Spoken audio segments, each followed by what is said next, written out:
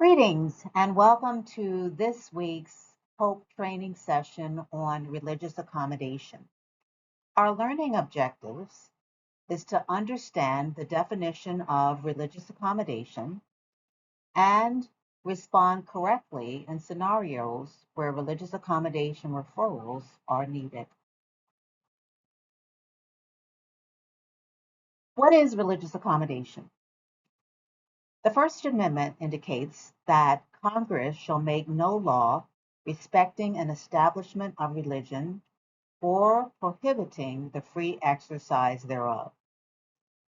In the Establishment Clause, it indicates that the government may not promote one religion or faith group over another, or a religiously based life over secular, or a secular life over religiously based life.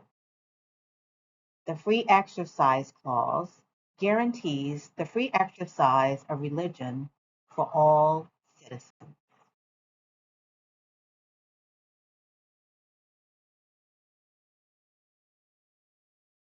Every airman also has the right to individual expressions of sincerely held beliefs, to include conscious, moral principles, or religious beliefs, unless those expressions would have an adverse impact on military readiness, unit cohesion, good order, discipline, health and safety, or mission accomplishment, according to AFI 1-1, paragraph 211.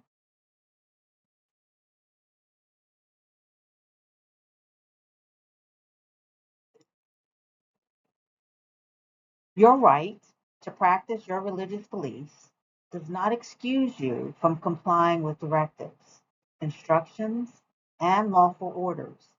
However, you may request religious accommodation.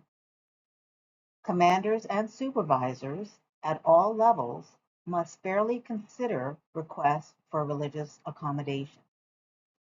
Airmen requesting accommodation will continue to comply with directives, instructions, and lawful orders from which they are requesting accommodation unless and until the request is approved.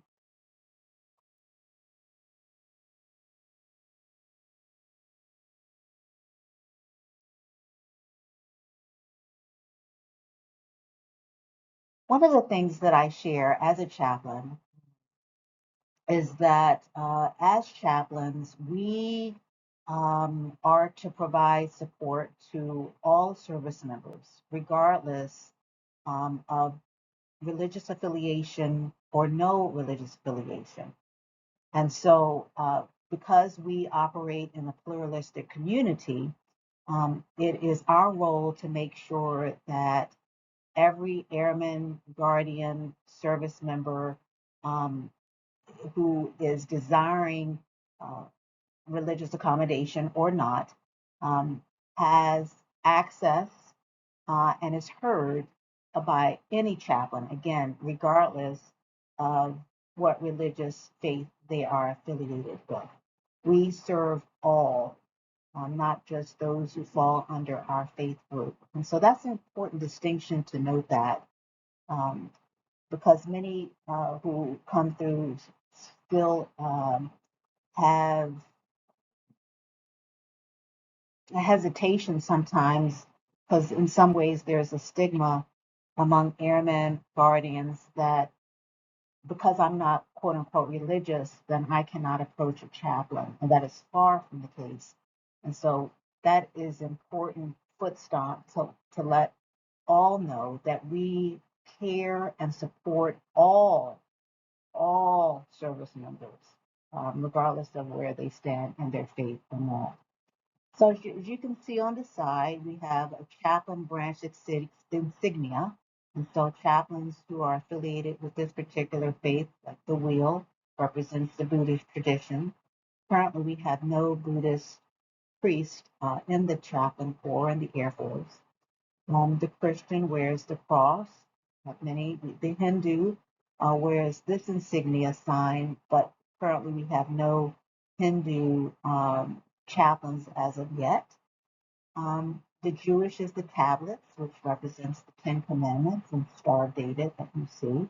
So for our Jewish chaplains, they will wear this on their uniform. The crescent is for our Muslim chaplains, imams. They wear this insignia to represent the Muslim faith. At the bottom, you will see ivy leaves kind of corded up in like a hook and staff, which represents the chaplain candidate. Generally, they are chaplains or soon to be chaplains who are going through seminary, are learning, and they learn in settings where they have mentors who are active duty chaplains or sometimes reserve chaplains who guide them in the process as they seek to become fully immersed and be a chaplain. But in order to become officially a chaplain with one of these insignias, then you have to attend the basic chaplain course, which is at Maxwell Air Force Base. That's where our schoolhouse is, and so that's where our college is. And so once you complete the basic chaplain course, then you can officially wear your insignia. One of the things that is very important is respect. So, in relation to religious accommodation, not meaning agreement regarding specific religious beliefs, but the right of the individual to hold them. And I just want to repeat that. Respect is big. So you don't have to agree with a particular person's faith doctrine in order to show that person respect. For example, I've had airmen approach me and who who are Jewish, for example, and are desiring a service or desiring to find a place where they can worship. Now, as I'm not a rabbi nor a Jewish chaplain, what we as chaplains do, we will point them to the places or worship communities where they can go. So if they're Muslim and they are wanting prayer, we do have even here at Shepherd, we have um, uh, religious rugs where they can come and they can uh, have space to pray if they want. So again, if we uh, are a chaplain who are Protestant and are not within that particular airman guardian service members faith group, if we are not able to accommodate their requests, and if we will find a person who has the authority and authorization to serve them in that capacity, will point them in that direction where they can best um, fulfill their spiritual needs. So again, we can't do it. We never say no. We'll point them to some person, book, place where they can receive that kind of care. So we always are trying to find an open door. We're always trying to get to the yes and helping to provide religious accommodation to all. So again, respect is more than tolerance. Um, it's more than tolerance. Just like, okay, it's really respect. We want to respect everyone, whether we agree again with their philosophy or doctrine or not. That's not our place. And so again, as hope providers, um, and persons are talking to you, always kind of point them into the direction of the chaplain. Um, Refrain from judgment as hope providers. Again, the best way is to listen, to show respect, to point them in the direction of the chaplain if you are not knowing how to direct them accordingly. So respect is truly essential to good order and discipline. Also, as a hope provider, is your role of providing understanding is also paramount. And understanding, when you seek to learn and get clarity, it helps remove cultural biases and discrimination. It also, an understanding helps to uh, tap into um, learning about that individual, their religious beliefs, um, and allowing them to share in detail. It depends on what that looks like for you, but but how and how you can navigate them accordingly so that their needs can be accommodated. So understanding is important. Respect and understanding. The common types of religious accommodations include worship services, holy days, for example, in the Jewish faith. Yom Kippur, which is the Day of Atonement, is a very high holy day. And generally, that day is reserved for a day of prayer.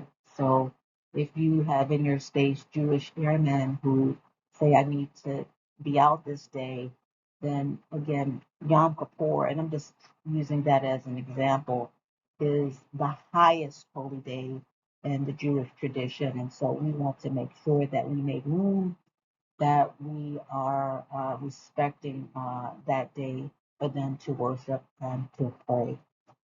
In like manner, during the season of Ramadan, which is holy days in the Muslim tradition, where Muslims generally fast for the day and then they eat after sunset. So during the season of Ramadan, again, it's so important to be intentional and um, connected to the airmen who you serve alongside, so you can respect their holy days in that respect.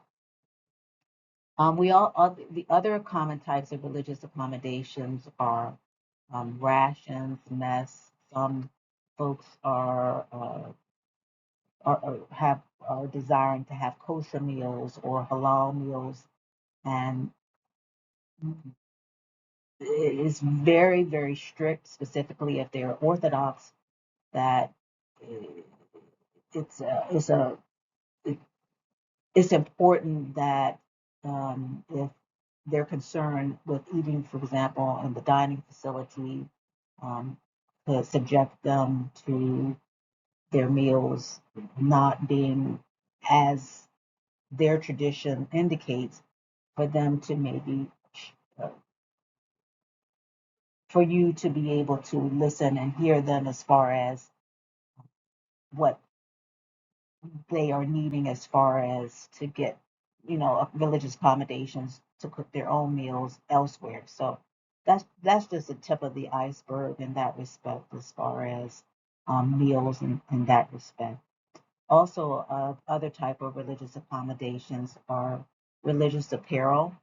So you have, for example, an AFI 36-2903, dress and appearance of Air Force personnel. They have become a lot more detailed. For example, one example, as I think about Muslim women airmen who want to wear a hijab.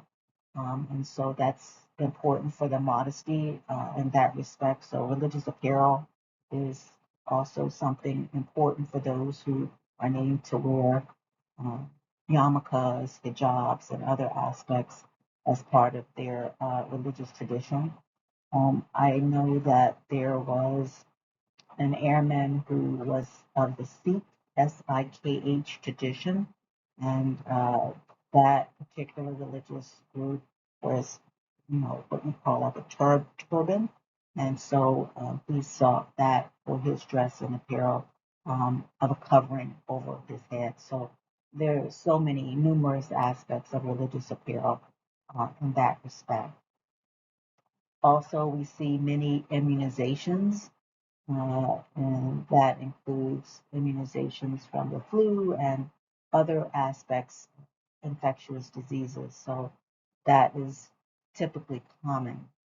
Um, Also, more and more, we're seeing an uptick on religious accommodation for beard waivers. So we're seeing more um, service members, their religious tradition indicates that for them the beard, a kept beard, is important, and so that they will uh, be able to define that for them and what that means for them if they are seeking religious accommodation. They would have to give the why and work through their chain of command to give the why as it goes through the system up to the religious resolution team, and ultimately up to the commander to decide whether it's approved or not. But those are just, again, as hope providers, a tip of the iceberg of what you will see. So, who do you refer to? Chaplains are the subject matter expert for religious accommodation, but the member must initiate the process through their command. Chaplains interview requesters and advise leadership. Then commanders make the decisions regarding religious accommodation. So please feel free to call the chapel if you have questions regarding religious accommodation. And please don't hesitate. Build a relationship with your chaplain. We are here to help you. We are here to help you indeed. Okay, so this is a scenario, and this is just something you can think through. So, activity one, religious accommodation.